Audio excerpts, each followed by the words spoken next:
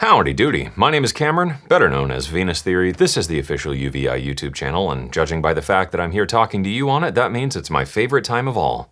Making noise with stuff o'clock. Today, I'm here to show you around the new PX WaveFrame soundware from UVI, a new soundware based on a sound system so rare and obscure that its Wikipedia entry actually looks like this.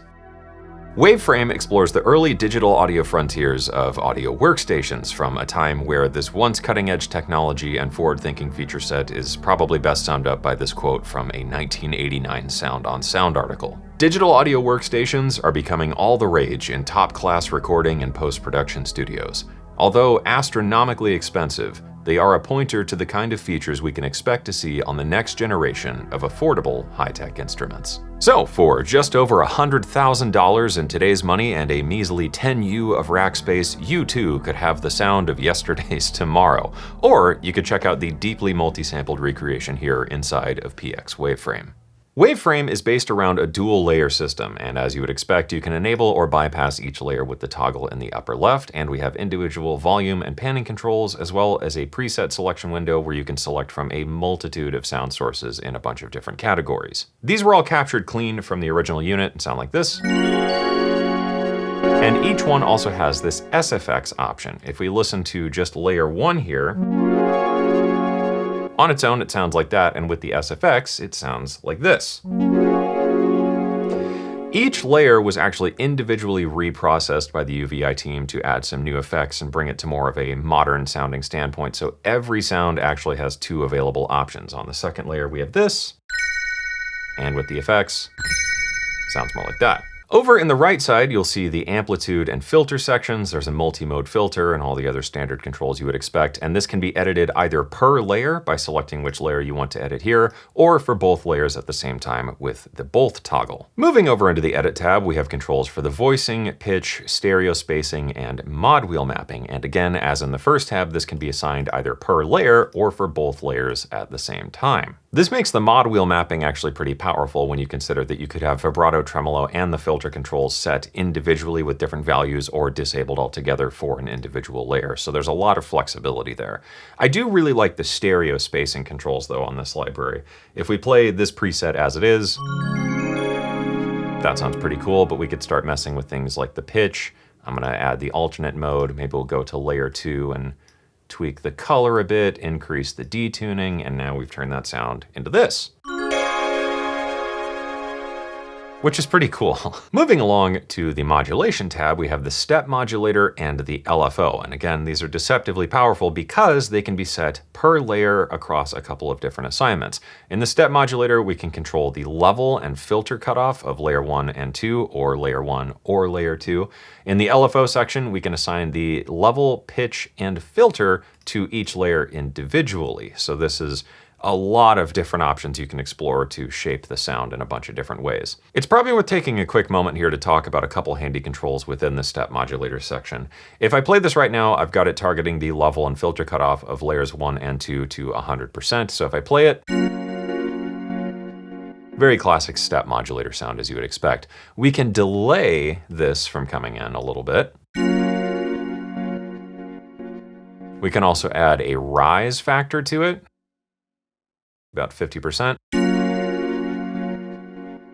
So it delays it and then sort of rises into it smoothly. And then we can smooth this out further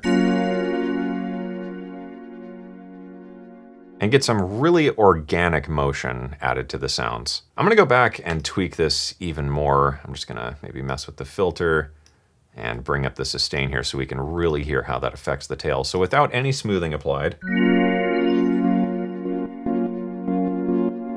and with smoothing applied,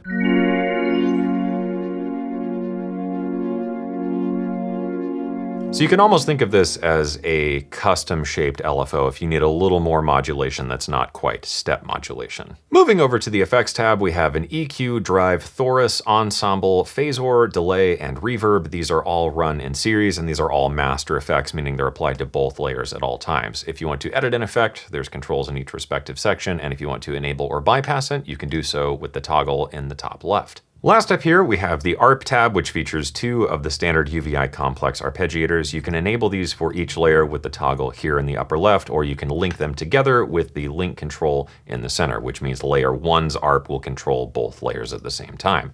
So if we give that a play,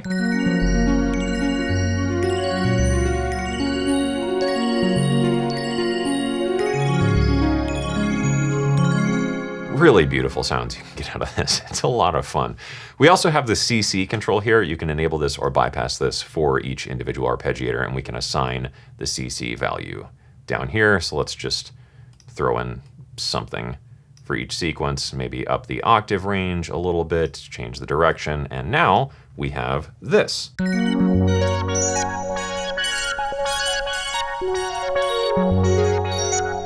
Just beautiful, beautiful sequences you can get out of this soundware. And that's really all there is to using PX WaveFrame. It's a nice, straightforward soundware that makes operating this thing a lot easier and more fun compared to the original, which, from what I could tell from archival footage, was a labor of love at best to get sounds out of. And it's just so full of these sounds that are almost too cheesy, but just make you smile.